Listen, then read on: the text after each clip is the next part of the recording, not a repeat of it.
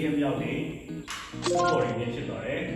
မနေ့ကလိုပဲဒီကုံလုံးဆော့ရမှာဖြစ်တဲ့အတွက်ဒီကုံလုံးကိုကြောချုပ်ပါမယ်အရင်ဦးဆုံးရှရာရှင်းအောင်လေးကိုအချိန်20လောက်ဝဲပါမယ်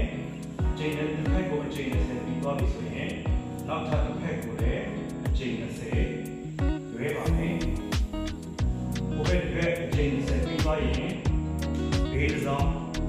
ဘေးလိုက်ကိုလည်းအချိန်20ဒီလိုပြရပါမယ်တစ်ဖက်ပြီးသွားရင်နောက်ထပ်တစ်ဖက်အချိန်20ထားလို့ပါမယ်ပြီးသွားပြီဆိုရင်ခြေပြားလေးကိုအတိအထိလေးကန်လိုက်ပါမယ်အောက်ထိုင်မယ်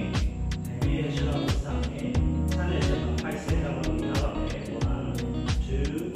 3 4 5ဒီပြန်ချမယ်ပြန်ထားမယ်5 set က1 2 3 4 5ဒါကိုအချိန်10ချိန်လောက်ဆော့ပါမယ်ပြီးသွားပြီဆိုရင်အောက်ပိုင်းပြီးတော့ရင်ပေါ်ပိုင်းကိုထပ်ချော့မယ်မနေ့ကလိုပဲဒါတော့ဒီလေးကိုဝါလုံးပေါ်လူလေးဝိုင်းပါမယ်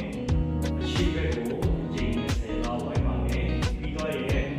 အနောက်ဘက်ကိုအချိန်20လောက်ဝိုင်းပါမယ်ရှင်းတော့ပြီးတော့ရင်လက်ကိုအပေါ်အောက်အချိန်20ရောက်ပါမယ်အပေါ်အောက်ပြီးတော့ပြီဆိုရင်ရှင်းနောက်အချိန်20မြောက်ပါမယ်